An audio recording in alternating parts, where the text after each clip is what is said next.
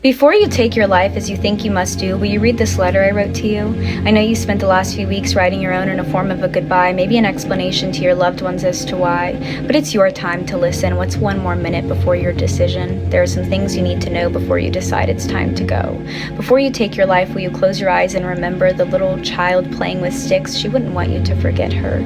She didn't think you would make it this far, the future unknown, but she imagined what she would look like older and grown. And I know what you were thinking. Remembering you as a child doesn't save you from sinking. In fact, doesn't it make you feel worse? Not being the woman you as a child would have been proud with to converse, but that's the point, does it not? You have so much more to prove. Don't you realize that you would be killing her too? And what about the old woman you could be? Gray hairs with grandchildren on your lap. You would be killing her before she even breathes. Think about your pain, the tears, the scars, the shame. Did you think your body buried would eliminate the pain? It will stay alive. It will be in the walls, stained on the carpet floors. Don't you want it to all be clean before you turn and shut the door? Maybe give the air some laughter before leaving it with all your sadness. Give your corpse some smile lines and memories before leaving it with all this badness. Think about the people who love you. I know you are rolling your eyes, for other people shouldn't be the reason you do not want to die, but think about how much you have failed at loving them.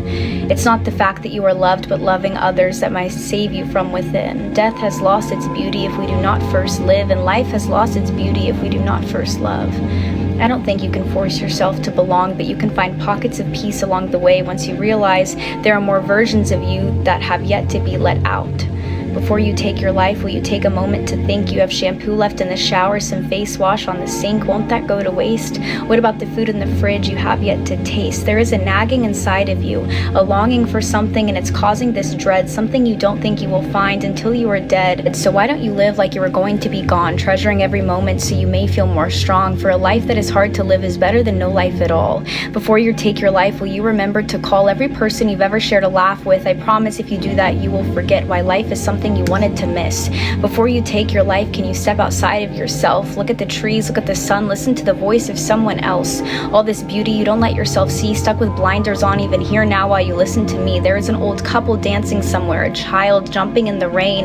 Don't you think there is more to life than you letting it drain? I know you want a purpose in your pain, but have you ever stopped to consider that your purpose is your pain, that sadness is a gift, not so you may have an excuse to drown in your tears, but so that you may be an example of triumph for others as you swim towards the pier. Before you take your life, can you make it one more day and always one more day?